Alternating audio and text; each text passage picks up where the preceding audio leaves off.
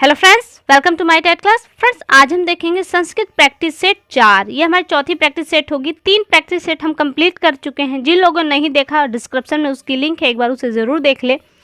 यहाँ पे हमने 20 महत्वपूर्ण प्रश्नों को लिया है। आइए स्टार्ट करते हैं इन प्रश्नों को।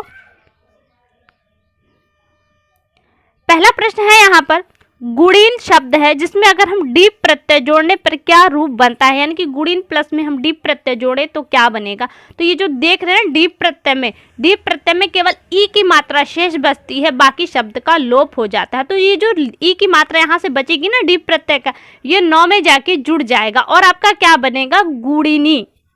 तो कौन सा ऑप्शन सही है, यहाँ पर देखिए, यहाँ पे जो मात्राएं हैं वो वैसी की वैसी रहेंगी। तो गुणिनी नौ, यानी कि ये ऑप्शन डी वाला आपका यहाँ पे सही है। दूसरा प्रश्न देखिए, दूसरा प्रश्न है यहाँ पर, समया शब्द के योग में कौन सी विभक्ति होती है। समया निक्सा हा प्रतियोगी अपि सूत्र से अनुसार आपका द्वितीय विभक्ति होगी। यहाँ पे ऑप्शन आपका यहाँ पे सही है। अगला प्रश्न देखिए, ते धन अपि में क्या संधि, यानी कि हम इन दोनों को जोड़ दे तो कौन सा शब्द बनेगा, वो शब्द आपको छांटना है यहाँ पे। तो यहाँ पे बनेगा ते अपि, ऑप्शन डी देखिए आपका ये यहाँ पर सही है।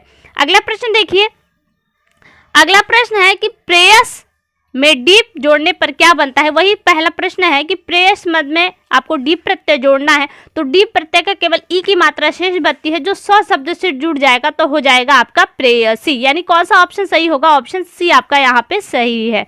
अगला प्रश्न देखिए, अगला प्रश्न है कि नचिकेता की कहानी कौन से उपनिषद में आती है, यानी कि नचिकेता जो एक पात्र है वो किस कहानी से जुड़ा है, आपको वो छांटना है यहाँ पे।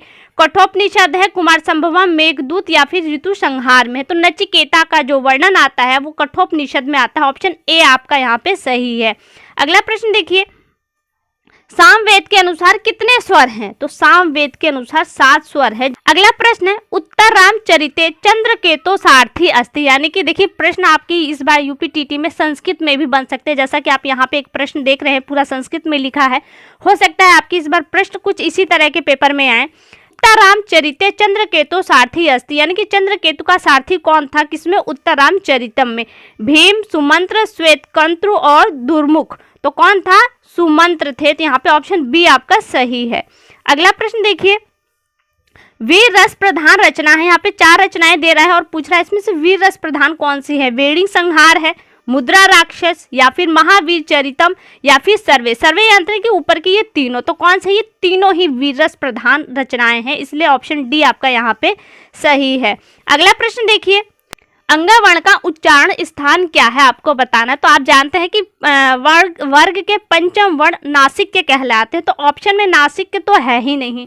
अब दूसरे नजरिए से देखते हैं कि क वर्ग आपका कंठ कहलाता है, कंठ से उसका उच्चारण होता है, और अंग आपका कंठ वर्ग में आता है, क वर्ग में आता है, इसलिए क्या है आपका कंठ और नासिक के दोनों ही कहलाते हैं। इसलिए ऑप्शन कौन सा सही होगा, इसका डी ऑप्शन सही होगा कि कंठ और नासिका दोनों हुआ इसका उच्चारण स्थान।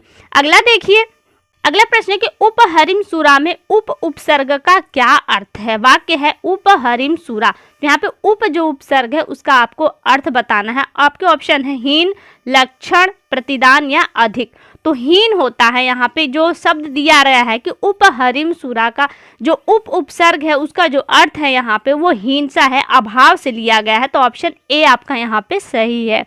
अगला प्रश्न देखिए, अगला प्रश्न है कि कुमार संभवस्य के किस सर्ग में हिमालय का वर्णन है, यानी कि कुमार संभव की जो रचना आप पढ़ते हैं तो उसमें हिमालय का वर्णन किस सर्ग में, आपको ये बताना है कि प्रथम में, चतुर्थ, द्वादश में या द्वितीय में, कौन से सर्ग में है। तो प्रथम सर्ग में ही हिमालय का वर्णन आपको मिलता है, यानी कि ऑप्शन ए आपका यहाँ पे सही है। अगला प्रश्न है, जी धातु से पहले, यानी कि जो धातु है वो जी धातु है, और कह रहा है कि जी धातु से पहले किस उपसर्ग के होने पर वह आत्मनेपदी धातु में बदल जाती है। वी, परा, अप, वी और परा दोनों ही। तो यहाँ पे जी धातु से पहले अगर वी और परा हो तो वह आत्मनेपद में धातु बदल जाती है, ऑप्शन डी आपका यहाँ पे सही है। अगला प्रश्न है कि री वर्ण का उच्चारण स्थान कौन सा है। तो री वर्ण का उच्चारण स्थान मूर्धा है, आप जानते होंगे, ऑप्शन बी आपका यहाँ पे सही है। अगला प्रश्न है कि अष्टाध्यायी की रचना किसने की है। अष्टाध्यायी की रचना महर्षि पाणिनि है, ऑप्शन ए आपका यहाँ पे सही है।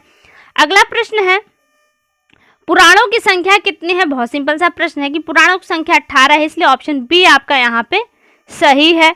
प्रसिद्ध गायत्री मंत्र किस पुस्तक से लिया गया है? किस पुस्तक में है? तो आपको पता है कि जो गायत्री मंत्र है वो ऋग्वेद में है और यहीं से उसे उठाया गया है, तो ऑप्शन सी आपका यहाँ पे सही है।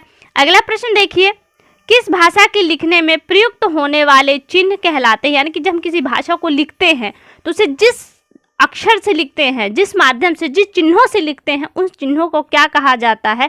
तो उन चिन्हों को लिपि कहा जाता है। तभी ना होता है कि पंजाबी भाषा किस लिपि में लिखी जाती है, तो वो वर्ण की बात हो रही है कि वो वर्ण क्या कहलाते हैं, तो वो लिपि कहलाती है वो वर्ण। ऑप्शन बी आपका यहाँ पे सही है।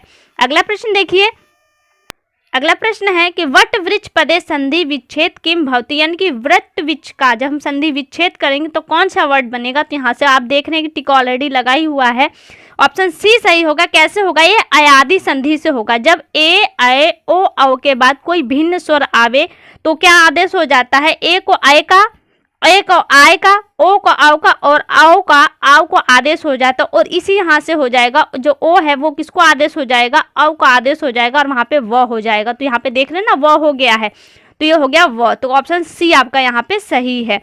अगला प्रश्न देखिए, अगला प्रश्न है यहाँ पे साप्ताहिक प्रत्यय रूप में प्रकृति प्रत्यय क्या है? कि साप्ताहिक शब्द आपको दिया गया है और इसमें प्रकृति और प्रत्यय पूछ रहा है कि मूल शब्द क्या है और प्रत्यय क्या है। इनको तोड़ देंगे तो आपके सामने समझ भी गए होंगे।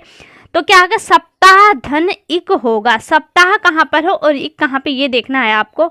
ऑप्शन सी आपका यहाँ पे सही है। आज की वीडियो का लास्ट, भाषा शब्द संस्कृत की धातु से बना है, यानी कि भाषा जो शब्द हो संस्कृत की किस धातु से बना, आपको ये बताना है। तो ऑप्शन सी देखिए यहाँ, तो भाष शब्द से भाषा शब्द बना है। तो फ्रेंड्स आज के लिए केवल इतना। ये प्रश्न कैसे लगे एक बार कमेंट करके हमें ज़रूर बताएं। अगली वीडियो में आपसे फिर मुलाकात होगी, तब तक के लिए नमस्कार।